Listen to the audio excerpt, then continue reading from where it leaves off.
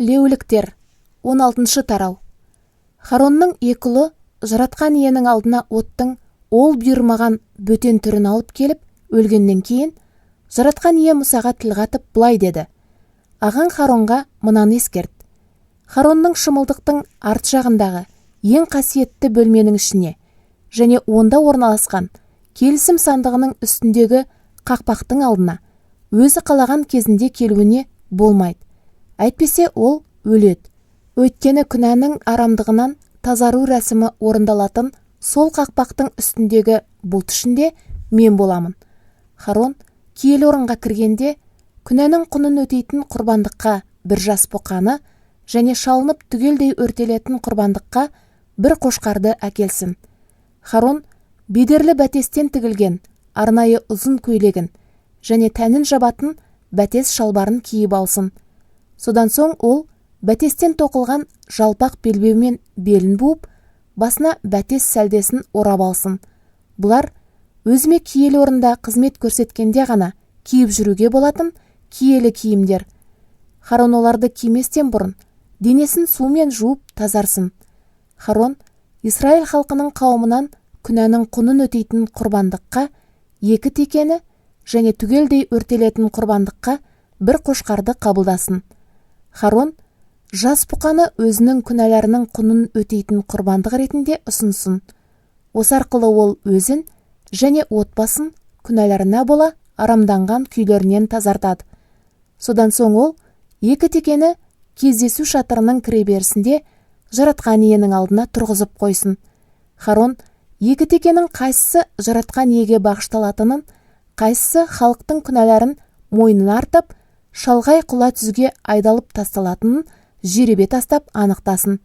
Жеребе түсіп, жаратқан иеге бағышталған текені Харон күнәнің құнын өтейтін құрбандық ретінде шалып ұсынсын. Ал жеребе бойынша күнәні мойнына артып әкетуге бағышталған теке тірідей жаратқан иенің алдына әкелініп ұсынылады. Осы теке елсіз ен далаға айдалып тасталғанда халықтың күнәларының арамдығын өзімен бірге алып кетеді. Харон әлгі жас бұқаны өзінің күнәсінің құнын өтейтін құрбандық ретінде алып келіп шалсын. Сонда Харон және оның отбасы күнәларына бола арамданған күйлерінен тазартылады. Бұдан кейін Харон жаратқан иенің алдындағы түтету үстелінен қызып тұрған көмір шоғына толы табаны және майда етіп тартылған 2 уыс хош иісті затты алып, солармен ішкі шымылдықтың арғы жағына өтіп барсын. Харон сол жерде жаратқан иенің алдында хош иісті затты табаға салсын. Соның бұлт тәрізді хош иісті түтіні келісім сандығының үстіндегі қақпақты тұмшалап көзден тасалайды. Осылайша Харон өлмей тірі қалады. Харон жас бұқаның қанының біразын саусағымен осы қақпақтың шығыс жағына бүрксін. Мұнан кейін ол саусағымен 7 рет қақпақтың алдына да біраз қанды бүркіп шашсын. Содан соң Харон халықтың күнәларының құнын өтейтін құрбандыққа арналған текені де шалсын. Оның қанын ішкі шымылдықтың арғы жағына алып барып, құрбандыққа шалынған жас бұқаның қанымен не істеген болса, текенің қанымен де соны істесін. Оны сол қақпақтың үстіне және оның алдына бүркіп шашсын. Осылайша Харон ең қасиетті бөлмені оның арамданған күйінен тазартсын. Ең қасиетті бөлме Израиль халқының жаратқан иеге мойынсұнбағандықтан жасаған барлық күнәларының кесірінен арамданған болатын. Израильдіктердің арасында тігіліп қойылған, дәл солай арамданған бүкіл кездесу шатырында Харон осы сияқты тазартсын. Харон ең қасиетті бөлмеге кірген мезгілден бастап, оған тазарту рәсімін жасап, аяқтап шыққанға дейін, басқа ешбір адам кездесу шатырында болмауға тиіс. Осылай Харон өзін, отбасын және бүкіл Израиль қауымын арамданған күйінен тазартады.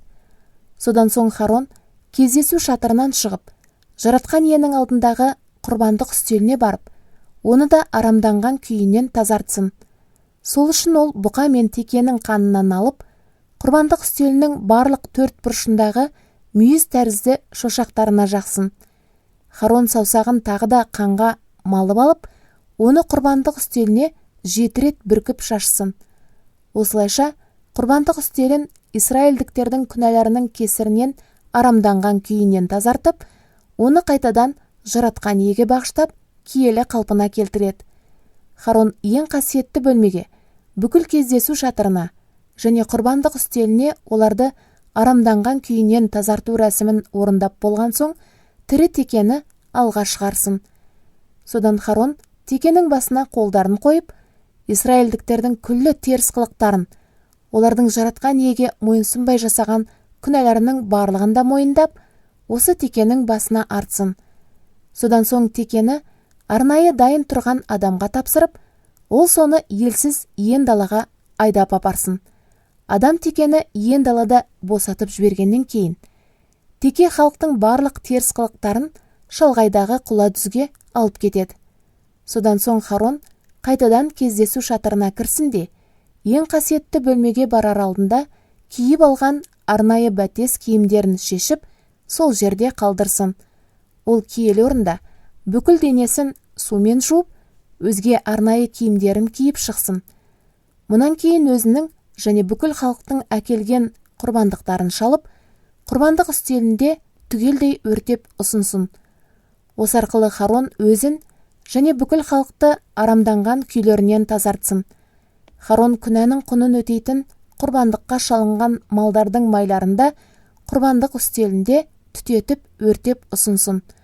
Ал халықтың күнәлары артылған текені елсіз иен далада босатып жіберген адам қайта оралғанда үстіндегі киімдерін жуып, денесінде сумен жусын.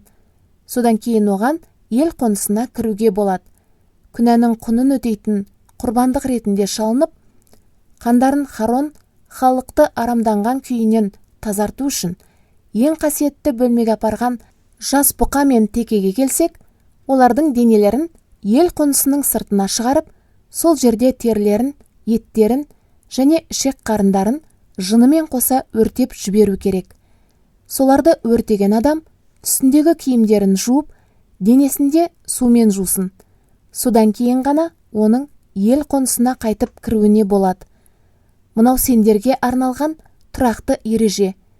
7 айдың 10 күні жаратқан иеге ерекше бойұсынып, ораза тұтып, еш жұмыс істемеңдер.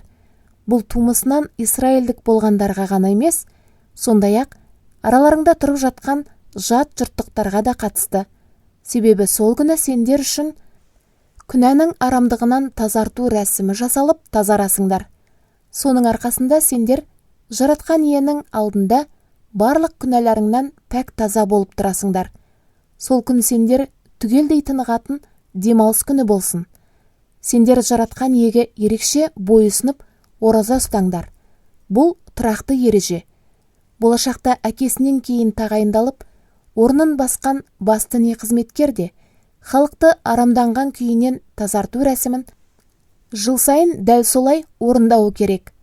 Сонда ол басты не қызметкердің бәтестен тігілген арнайы киімдерін киіп алып, ең қасиетті бөлмені, бүкіл кездесу шатыры мен құрбандық үстелін, сондай-ақ діни қызметкерлер мен бүкіл қауымды арамданған күйінен тазарту рәсімін орындасын. Бұл сендерге арналған тұрақты ереже болады. Жылына 1 рет Исраиль халқының барлық күнәларына бола, оларды арамданған күйінен тазарту рәсімін орындаңдар. Мұса бәрінде жаратқан ие өзіне айтқандай істеді.